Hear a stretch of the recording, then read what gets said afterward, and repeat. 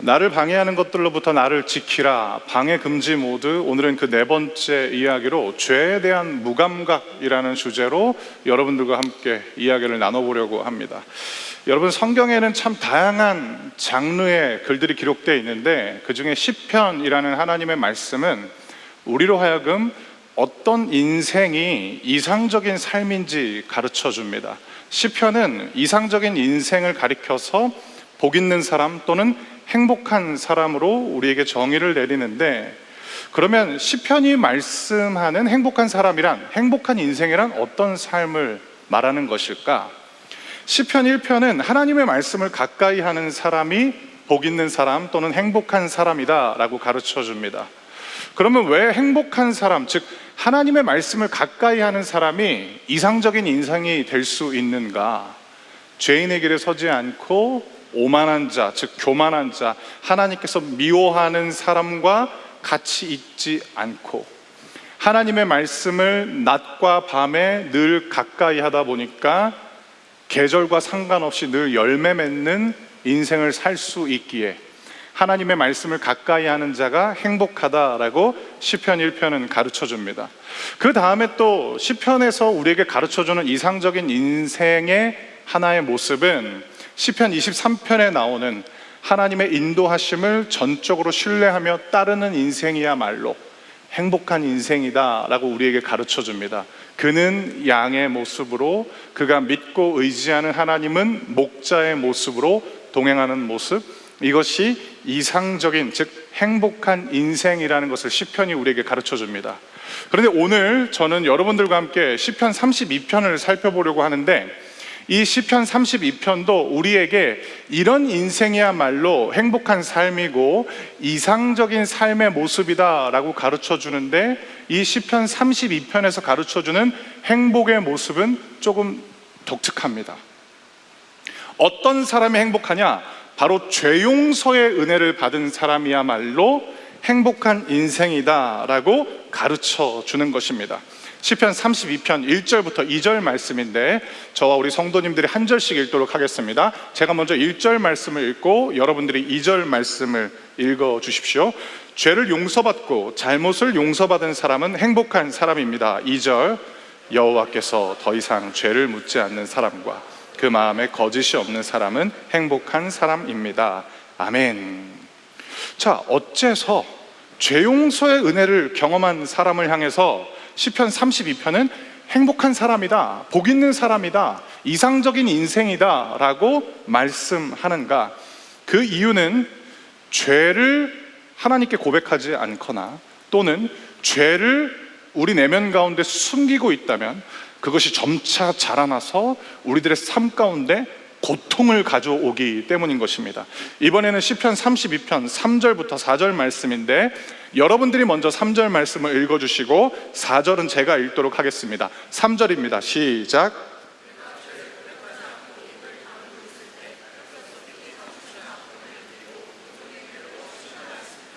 낮이고 밤이고 주께서 손으로 나를 짓누르시니 무더운 여름날 과일에 진액이 빠지듯 탈진하게 되었습니다 라는 이 고백, 즉 죄 용서의 은혜를 경험하지 못하고 하나님 아버지 앞에 죄를 고백하지 않으면 어떻게 되느냐? 3절을 자막으로 한번 띄워주시겠어요?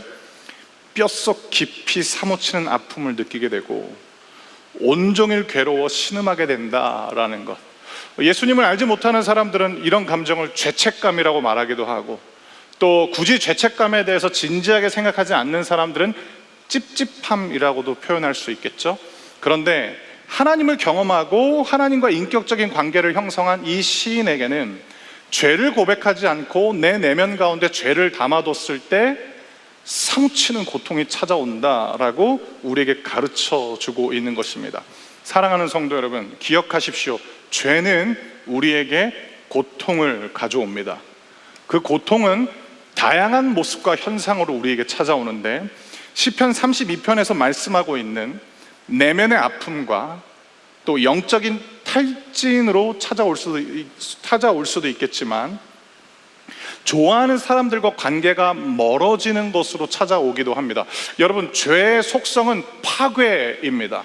여러분들의 인격만 파괴하는 것이 아니라 여러분들이 소중히 여기고 있는 관계도 파괴하는 것이 죄의 속성입니다. 이것이 죄가 우리들에게 가져오는 고통인 것이죠. 그리고 여기서 그치지 않고 죄가 우리에게 또 하나 가져오는 고통은 무엇이냐면, 우리가 좋아하는 일을 못하게 되거나, 아니면 우리가 아무리 열심히 살아왔다 할지라도 그 죄로 인하여서 우리가 쌓아왔던 명예가 일순간 수치로 바뀔 수 있게 된다라는 것입니다.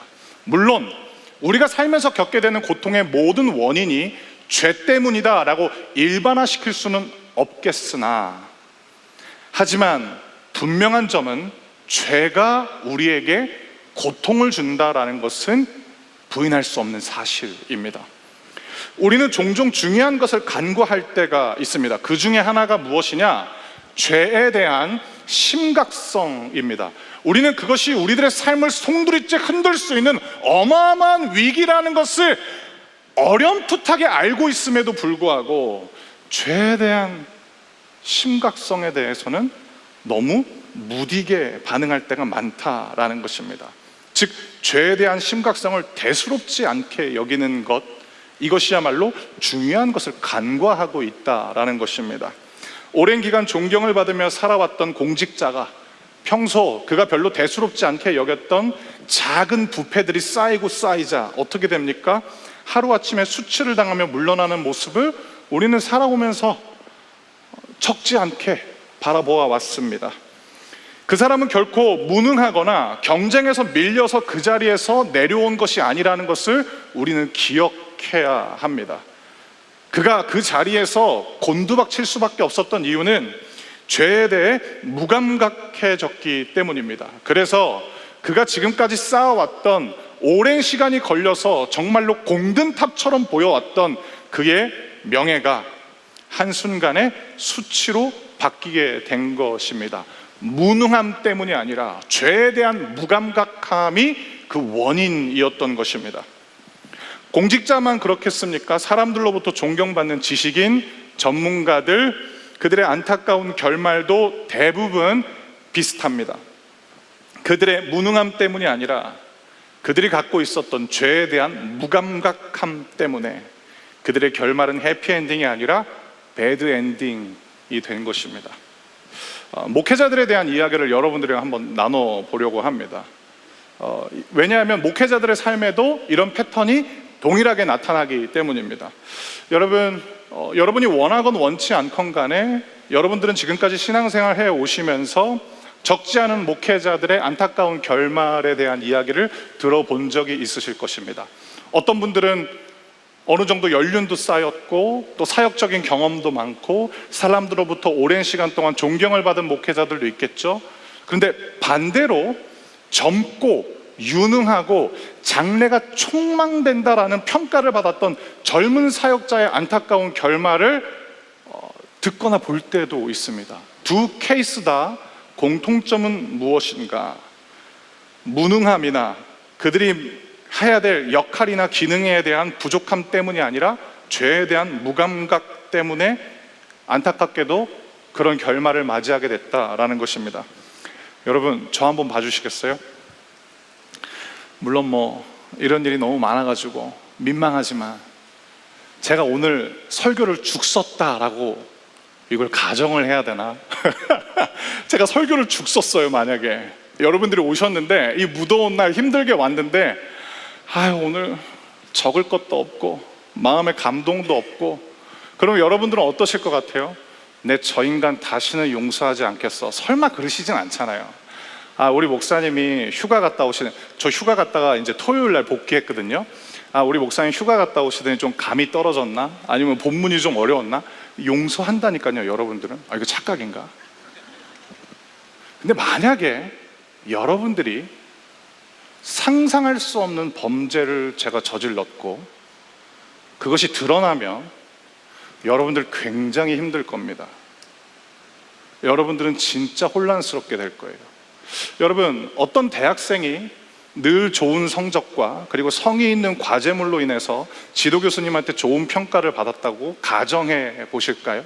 그런데 그가 했던 그 모든 과제물과 그가 지금까지 수행해 왔던 모든 시험 성적의 결과가 부정행위였다라는 것이 드러나게 되었을 때, 그 교수님은 과연 그 학생을 이전과 똑같이 대할 수 있을까요? 목회자건 직업이 다르건 간에 우리가 무언가를 범죄를 저질렀을 때 그걸 돌이키는 것은 굉장히 어렵습니다. 제가 한 13년 전에 되게 안타까운 모습을 본 적이 있었어요. 저랑 같이 사무실을 썼던 한 젊은 전도사님에 대한 이야기였는데, 제가 지금부터 여러분들에게 말씀드리는 거는 여러분들의 이해를 돕기 위한 거니까 조금 세속적인 조건처럼 들린다 할지라도 양해해 주셨으면 좋겠어요. 저랑 동갑이었어요. 그 전도사님은 명문대 나왔습니다. 그냥 우리나라에서 최고의 명문대 하면 알아주는 바로 그 학교를 학부 졸업했어요. 그리고 이분이 중학교 때까지 야구 선수로도 운동을 했었어요. 투수였어요. 건장했어요. 잘생겼어요. 너무 멋있었어요. 그분은 저랑 비교하지 않는데 저는 그분이 늘 부러웠어요. 그분이랑 저랑 똑같은 건 나이밖에 똑같지 않았어요. 아무튼 봤는데 너무 멋있는 거예요. 그리고 그분은 집도 재정적으로 되게 여유 있는 분이었어요. 옷도 너무 멋있게 잘 입고 다녔어요. 하여튼 그런 분이었어요. 설교? 잘하더라고요. 부러웠어요. 저는 이런 원고가 없으면 말을 잘 못하는 사람인데 그분은 달변이었어요. 그런데 그분이 연약함이 있었어요. 관계를 잘 못 맺어요. 자기 확신이 강해요. 본인이 낸 아이디어에 누군가가 반대 의견을 내면 자주 분노를 하셨어요. 그리고 무슨 일이 일어나느냐, 목회자들끼리 회의를 하는데 그분이 분노를 못 이겨서 주먹으로 자기 선배의 얼굴을 여러 대를 가격을 해버렸어요. 저는 그걸 보고서 다 거짓말인 줄 알았어요.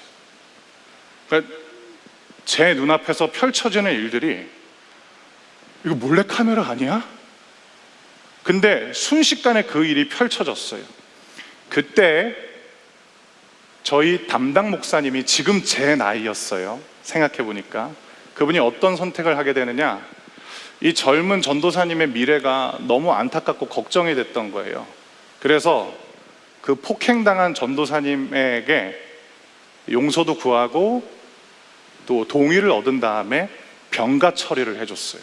그러니까 다른 사람들이 못 보게끔 병가 처리를 해주고, 그 다음에 그 폭력을 휘두른 그 전도사님한테 너 절대로 이러면 안 된다라고 신신당부했고, 너 이거를 고치지 않으면 앞으로 네가 목회할 때 너무 어려워진다. 네가 아무리 좋은 조건을 갖고 있고 네가 아무리 유능하다 할지라도 화가 나고 너와 의견이 맞지 않는 사람에 대해서 폭력적으로 반응하는 것은 너는 결코 그렇게 해서는 안 된다라고 이야기했지만, 똑같은 일이 또 한 번 발생했어요. 너무 안타깝죠. 그래서 이번 한 주 이제 설교를 준비하는데 그분이 생각이 나서 제가 그분이 어떻게 지내고 있는지 한번 좀 찾아봤어요. 못 찾겠더라고요. 안 보여요. 유튜브에도 검색을 해봤고 포털 사이트에도 검색을 해봤는데 찾을 수 없었어요. 그 사무실에서 같이 사역했던 나머지 모든 분들과 저희가 같이 교제하고 또 열심히 목회를 하고 있는데 그분을 찾을 수 없다라는 게 너무 안타깝더라고요. 사랑하는 청년 여러분, 우리를 포함한 많은 사람들이 탁월해지기 위해서 젊은 시절 자신을 개발하거나 자신만의 루틴을 만들기 위해서 적지 않은 시간을 할애하곤 합니다. 그런데 우리는 기억해야 돼요. 지금부터 여러분들이 죄에 대한 민감함을 키우지 않는다면 우리도 죄에 대해서 무감각해질 수 있고, 죄에 대한 무감각이 가져오는 위기는 우리 힘으로는 절대로 극복할 수 없는 엄청난 고통으로 찾아오게 될 것입니다. 그러면 어떻게 하면 죄에 대한 무감각함에서 벗어날 수 있을까? 그것은 이것이 죄라는 것을 인식하는 그 순간 덮어두거나 미뤄두지 않고 다른 사람들도 이 정도 죄는 짓고 산다라는 말로 합리화하지 않고 하나님께 즉각적으로 회개하면 우리에게는 죄에 대한 무감각은 점점점 사라지게 되는 것이고, 죄에 대한 민감함과 그리고 거기서 머물러 있는 것도 아니고 하나님을 향해 더욱더 가까이 가기에 시편 32편의 시인이 노래하는 행복한 삶에 이를 수 있게 된다라는 것이 시편 32편 5절부터 6절 말씀인 것입니다. 이 말씀도 저와 우리 성도님들이 한 절씩 읽도록 하겠는데요, 제가 5절을 읽고 여러분들이 6절을 읽어 주시겠습니다. 제가 먼저 5절을 읽겠습니다. 그래서 나는 내 죄를 덮어두지 않고 주님께 숨김없이 털어놓았습니다. 지은 죄를 숨기지 않았습니다. 내 죄를 주께 고백할 것이다. 내 잘못을 여호와께 아뢰리라 하고 다짐했습니다. 그러자 주님은 내 죄와 내 잘못을 용서해 주셨습니다. 6절,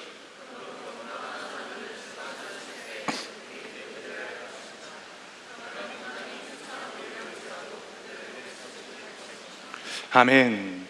사랑하는 청년 여러분, 사랑하는 성도 여러분, 죄에 대한 민감함은 죄에 대한 인식을 곧바로 회개로 옮기는 경건한 습관을 통해서 길러집니다. 한 번 더 말씀드리겠습니다.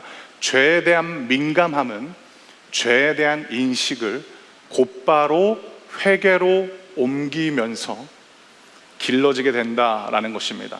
다만 만약에 우리가 죄를 지은 대상이 하나님뿐만 아니라 사람에게도 우리가 죄를 지었다면 타인에게도 마땅히 용서를 구해야 합니다.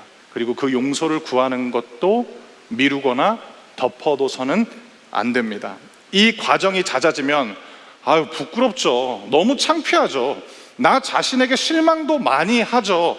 그러나 그럼에도 불구하고 회개하고 용서를 구해야 합니다. 왜냐? 그 부끄러움을 겪는 것이 죄에 대해서 무감각해지는 것보다 훨씬 더 나은 선택이기 때문입니다. 그렇게 할 때 죄가 가져오는 고통으로부터 여러분은 여러분 자신을 보호하는 선택을 계속해서 쌓아나갈 수 있는 것입니다. 이렇게 회개하는 자에게 하나님은 세 가지의 축복의 약속을 전해주시는데, 이번에는 시편 32편 7절부터 11절 말씀인데요, 이 말씀도 저와 우리 성도님들이 한 절씩 읽도록 하겠습니다. 제가 7절 말씀을 먼저 읽겠습니다. 주님은 내가 숨을 곳입니다. 주께서 어려움으로부터 나를 지켜주시니 내 마음이 구원의 노래로 주님을 찬양합니다. 8절,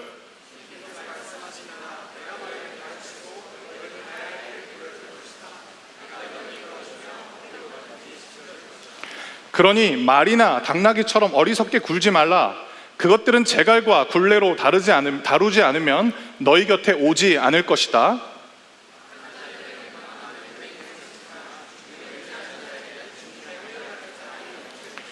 의롭게 사는 사람들이여 여호와를 즐거워하고 감사하십시오. 마음이 정직한 사람들이여 기뻐하며 노래하십시오. 아멘. 11절을 먼저 자막으로 한번 띄워주시겠어요? 신약 성경에서도 의롭다라는 개념이 자주 등장하지만 구약 성경에서도 이 의롭다라는 개념이 자주 등장하는데, 특별히 하나님과 관련된 의로움은 어떤 것이냐면 하나님을 의지하는 자입니다. 여러분, 하나님이 우리에게 원하시는 의로움은 상대적이지 않습니다. 내가 너보다는 의롭잖아. 하나님은 그런 거 원하시지 않아요. 하나님이 요구하시는 의는 절대적입니다. 그렇기 때문에 인간은 절대로 도달할 수 없습니다. 그러면 하나님께 의로움을 받는 길은 무엇인가? 절대적이신 하나님을 의지하는 수밖에 없다라는 것입니다. 하나님을 의지하는 자가 바로 구약 성경에서 말하는 의로운 자들이다라는 것입니다. 자, 그러면 이 시편 32편 7절부터 11절에서 하나님께 죄 용서의 은혜를 구하는 사람들, 회개의 은혜를 구하는 사람들에게 하나님이 주시는 세 가지 축복의 약속은 무엇일까? 그 첫 번째는 구원의 약속입니다. 이것이 회개하는 사람에게, 회개하는 성도에게 하나님이 약속하시는 첫 번째 축복입니다. 구원입니다. 7절 말씀을 자막으로 한번 띄워주시겠어요? 자, 여러분들의 마음에 새기시길 바랍니다. 하나님은 어떤 분이 되어주시겠다고 약속하시는가? 회개하는 이들의 숨을 곳이 되어주시겠다라고 약속하시는 거죠. 이게 7절입니다. 그리고 또 7절에 또 하나의 약속이 등장하는데, 어려움으로부터 지켜주실 것이다 라고 또 하나님께서 약속하시는 것입니다. 사랑하는 성도 여러분, 여러분들이 회개하는 순간 여러분들은 도피성으로 들어가는 거예요. 그 도피성의 성벽은 누가 되시느냐? 하나님이 직접 여러분들의 성벽이 되어주시는 거예요.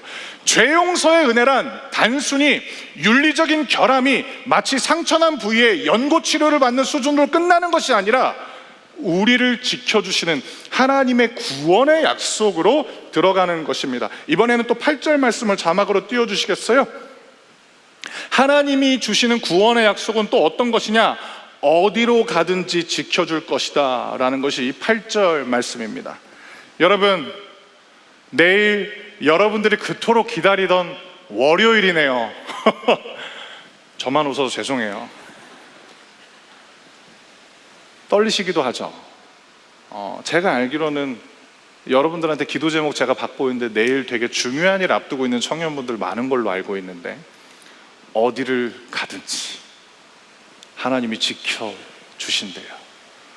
여러분들의 삶에 아픔을 가져오는 죄를 죄로 남겨두지 말고 하나님께 죄 용서의 은혜를 구하면 어디를 가든지 내가 지켜줄 것이다 라는 하나님의 구원의 약속이 여러분들에게 주어진다라는 것입니다. 10절도 자막으로 한번 띄워주시겠어요? 또 하나님이 주시는 구원의 약속은 어떤 것이느냐? 불행들로부터 지켜주실 것이다 라는 것입니다. 사랑하는 성도 여러분, 저 되게 순진한 기도 많이 하는 편이에요. 제가 섬기는 여러분들에게 불행한 일이 생기지 않게 해달라고 하나님께 기도하고 있어요. 그런데 그런 인생이 어디 있겠어요? 다 어려운 일이 우리에게 찾아올 때가 있죠. 그런데 제가 이 말씀을 믿음으로 붙잡았어요. 그리고 내일 새벽 예배 끝나고 여러분들을 위해서 이렇게 기도하기로 마음먹었어요. 하나님, 우리 사랑하는 청년들 불행들로부터 지켜주십시오. 불행들로부터 지켜주십시오. 그런데 여러분들이 하셔야 될 기도가 있어요. 죄 용서의 은혜를 구하시길 바랍니다. 하나님이 여러분들에게 떠올리게 하는 바로 그 죄, 그 죄를 덮어두지 마시고 묻어두지 마시고 하나님께 올려드리시길 바랍니다. 그때 여러분들에게 구원의 약속은 현실로 실현되는 것입니다. 또 하나의 약속, 하나님께서 회개하는 성도에게 주시는 두 번째 축복의 약속은 무엇인가? 바로 한결같은 사랑의 약속입니다. 이게 은혜인 거죠. 여러분은 착하게 잘 살고 계세요? 저에 대해서 잘 아는 분들은 이미 알고 계시겠지만 제가 못된 놈이잖아요. 그래서 제가 하나님한테 이런 고백을 드렸어요. 하나님, 저는 참 한결같이 죄를 짓는 사람입니다. 근데 하나님께서 저에게 주신 감동은 무엇이냐면, 나는 너를 한결같이 사랑한단다 라는 마음에 감동을 주셔서 설교 원고 쓰다가 좀 많이 울었어요. 다행히 혼자 있어가지고 다른 사람들이 당황하지 않았어요. 이게 은혜인 거죠. 여러분들은 이런 상상 해보셨나요? 뭐냐면, 내가 이 죄에 취약한 걸 내가 알아요. 끊어내고 싶어요. 용서해달라고 기도했어요. 끊어낸 줄 알았어요. 수일이 지났고 수개월이 지났고 약 1년이 넘는 시간이 지나고 난 다음에 이제는 그 죄가 내 인생과는 아무 상관이 없는 줄 알았는데 또 넘어질 때가 있는 거죠. 그러면 저도 모르게 무슨 마음이 드냐면, 이걸 내가 또 하나님한테 용서해달라고 기도하면 하나님은 어떻게 생각하실까? 제 기준은, 야, 너 또 잘못했니? 근데 하나님이 주시는 약속은 또 용서해 줄게. 왜냐? 그분은 한결같이 사랑하시는 분이기 때문입니다. 이것이 회개하는 이들에게 하나님이 주시는 한결같은 사랑의 약속입니다. 여러분들한테 굿뉴스가 있어요. 우리에게 복음이 있어요. 그게 무엇이냐? 하나님이 우리 같지 않다라는 거예요. 얼마나 다행입니까? 하나님이 뒤끝이 없으시대요.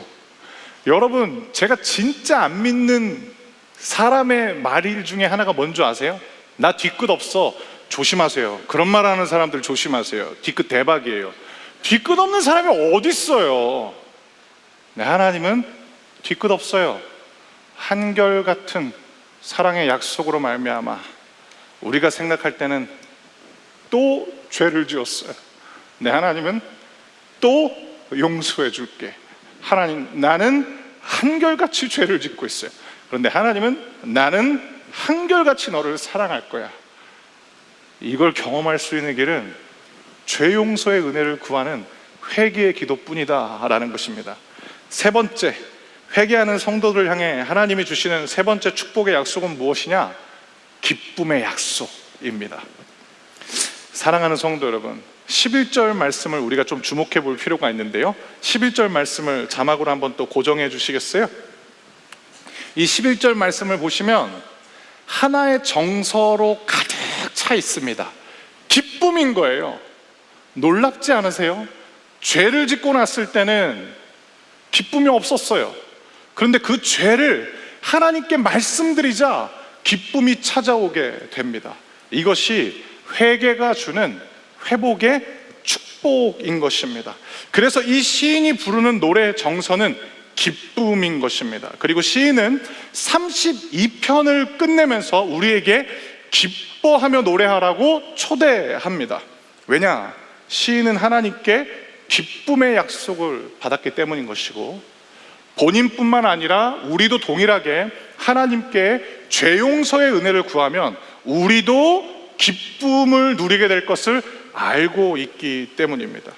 죄에 대한 민감함으로 하나님께 회개하면 우리에게 슬픔과 고통은 사그라들게 되고 기쁨이 찾아오게 된다라는 것입니다. 자, 이제 오늘 설교의 마지막 부분인데, 이제 적용에 대해서 여러분들과 함께 이야기를 하면서 오늘 설교를 정리해 보도록 하겠습니다. 그러면 죄에 대한 무감각을 벗어버리고 죄에 대한 민감함을 길러줄 회개에 대해서 우리는 어떻게 구체적으로 실천하고 적용할 것인가에 대해서 여러분과 한번 나눠보려고 합니다. 첫 번째로 여러분들이 실천해 주셔야 될 것은 무엇이냐면, 영적인 감각을 깨우는 시간을 확보하시길 바랍니다. 여러분들의 영적인 감각을 깨우는 그 시간 꼭 확보하세요. 저는 큐티를 권합니다. 묵상하는 시간을 권해요. quiet time이라고도 이야기를 하는데, 제가 정의 내리는 큐티는 내 자아의 목소리는 점점점 작아지다가 마침내 음소거가 되고, 나의 내면 가운데 말씀하시는 하나님의 음성이 내 자아를 전체를 덮는 시간이 저는 큐티라고 정의를 내리고 있어요. 여러분들도 여러 가지 컨텐츠나 미디어를 통하여서 사색을 많이 하시잖아요. 또 책을 좋아하는 분들은 저자와의 대화를 통하여서 사색하고 계시잖아요. 여러분, 큐티는 하나님의 말씀이라는 거룩한 생명의 울타리 안에서 헤엄도 치고 마음껏 사색하는 거예요. 그 시간을 꼭 가져보시길 바라고, 또 하나 성경을 읽어보시길 바랍니다. 성경은 좌우의 날선검이라고 말씀하고 계시잖아요. 여러분들의 그 죄성을 찔러 쪼개버리잖아요. 성경을 읽어보시길 바랍니다. 여러분들의 영적인 감각이 더욱더 예리해지게 될 것이고, 죄에 대한 무감각은 소멸되게 될 것이고, 죄에 대한 민감함이 마치 칼날이 예리해지는 것처럼 여러분들을 흔들어 깨울 수 있는 시간이 하나님의 말씀을 읽는 시간인 것입니다. 또 하나, 이번 봄학기 때 우리 다 함께 월요일날 화요일날 밤 9시부터 10시 침묵기도 같이 해봤잖아요. 대박이에요. 물론 안타깝게도 침묵 기도를 했어야 되는데 저도 몇 번 졸았던 적은 있어요. 그런데 여러분, 그 침묵 기도를 통하여서 우리가 깨어나게 되잖아요. 8월 12일 날 제가 큐티를 하다가 영적으로 깨어나게 됐어요. 그게 무엇이냐면, 에스겔 16장 49절부터 50절 말씀을 묵상하고 있는데, 그 내용이 무엇이냐면, 거만한 사람들은 하나님께 심판을 받게 되는 건데, 왜 그러면 그들이 하나님께 심판을 받게 되느냐? 그들은 하나님의 은혜로 평안해졌지만 다른 사람들에 대해서는 무관심하고 가난하고 어려운 사람들에 대해서는 돕지 않는다라는 이 말씀에 제가 완전히 고꾸라졌어요. 그러면서 제가 하나님께 이렇게 묵상의 고백을 드렸어요. 하나님, 다른 사람들에 대해 무관심하고 어려운 사람들을 돕지 않는 모습, 바로 제 모습입니다. 하나님, 제가 많이 거만해졌습니다. 그래서 두렵습니다. 이 말씀이 전부 저를 향한 책망과 권면으로 다가옵니다. 회개합니다. 겸손한 마음과 주변을 돌아보는 마음을 구합니다 라고 고백하면서 제가 돌아보지 못했던 청년분에게 연락을 하고 또 같이 만날 약속을 잡으면서 저를 깨우게 되더라고요. 제가 깨운 게 아니고요, 영적인 감각을 깨우는 시간을 확보하면 하나님이 깨워 주실 것입니다. 두 번째로 우리가 적용해 볼 수 있는 것은 무엇이냐면, 회개했다면 오늘부터, 지금부터 이전과 다르게 사는 것입니다. 여러분, 약한 결심 갖다 버려버리세요. 약한 결심의 특징은 무엇이냐? 내일부터라고 이야기를 하는 거예요. 다음부터라고 이야기하는 거예요. 그게 약한 결심이에요. 갖다 버려버리세요. 그리고 강한 결심을 여러분들의 마음에 담으시길 바랍니다. 강한 결심의 특징은 무엇이냐? 오늘부터, 지금부터인 거예요. 제가 한 성도님의 간증을 듣고 제 마음에 오래오래 정말로 남은 이야기를 전하려고 하는데, 이분이 예배를 드리다가 은혜를 받은 거예요. 아, 하나님 진짜 살아계시는구나, 내가 하나님을 믿어야겠다라는 마음의 감동이 이제 찾아왔다라는 거예요. 근데 그때 이분이 담배를 되게 좋아하시는 분이었는데, 하나님이, 내가 이 예배 끝나면 나는 곧바로 이제 니코틴을 충전해야 되는데 이 모습을 하나님이 과연 기뻐하실까, 그런 생각이 들었다라는 거예요. 그래서 이분이 어떻게 했냐면, 교회 끝나고 나가면서 자동차 창문을 내린 다음에 담배랑 라이터를 던져버렸대요. 그리고 그 뒤로 담배를 안 피게 됐다라고 이야기를 하시는 거예요. 물론 그 얘기를 들으면서 전 마음속으로, 아니 그 쓰레기통에 버리셔야지 라는 생각은 했었지만, 직업병. 초점은 뭐냐면, 여러분, 강한 결심은 능력이 있어요. 속으면 안 돼요. 약한 결심이 우리를 약하게 만드는 거예요. 내일부터, 그 다음부터 아니에요. 절대 안 돼요.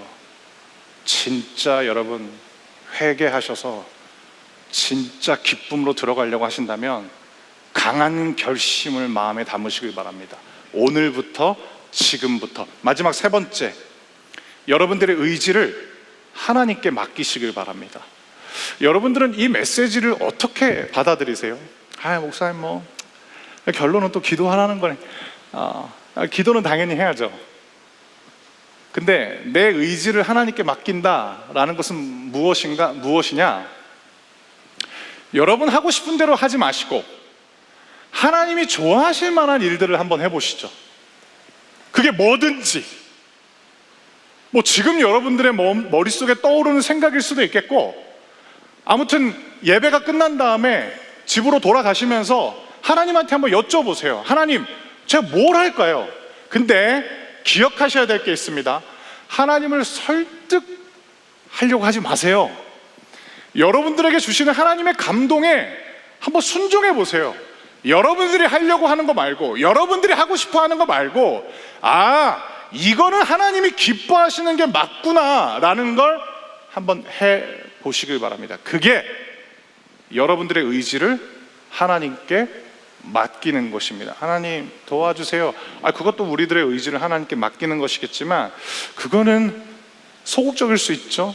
제가 지금 말씀드리는 것은 적극적인 적용입니다. 이번 한 주간 여쭤보세요. 그리고 실천해 보세요.